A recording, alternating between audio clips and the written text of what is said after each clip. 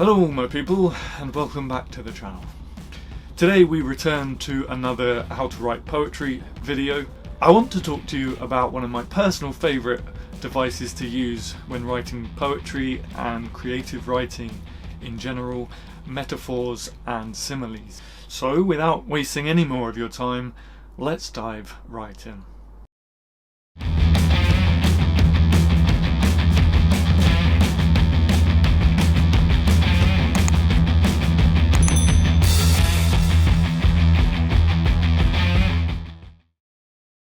As I have said in my previous videos, the thing about poetry is it's heightened from everyday language and everyday speech. It's artistic, and some may even say flamboyant. And I believe one of the easiest ways to accomplish that in your poetry is by using metaphors and similes. Now, like with pretty much all elements of creative writing, there are worn out cliches when it comes to metaphors and similes, such as her eyes were as blue as the sky, her skin was as soft as a baby's. So you have to try and think outside of the box with your metaphors and similes and try and be creative. I know it can be difficult, but I promise you that the reward will be worth it.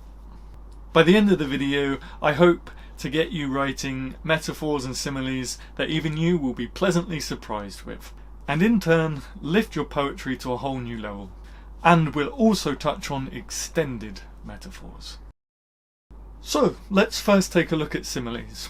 What are they? To create a simile, what you do is you take two completely separate things and compare them with each other. She was as calm as a boiling kettle. He was as happy as a newborn sitting in a soiled diaper. My fingers are as long and brittle as snapped twigs.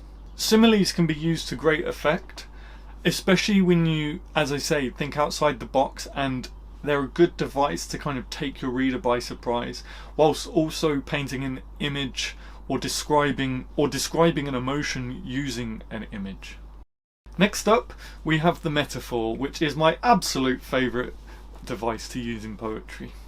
Metaphors are when you take something and use it to symbolise or to mean something else.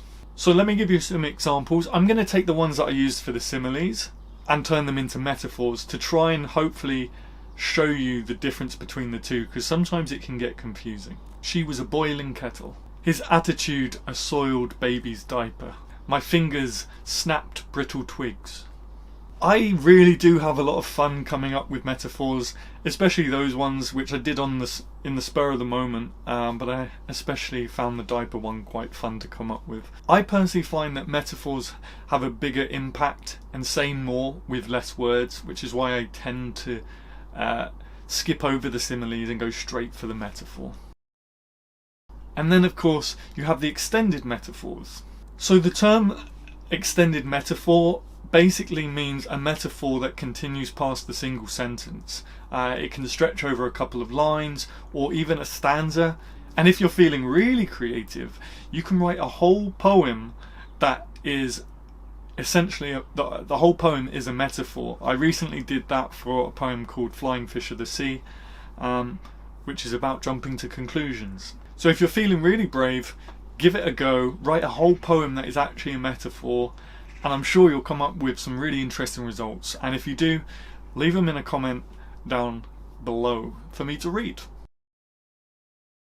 So there you have it. Two techniques to sprinkle a bit of magic within your poem.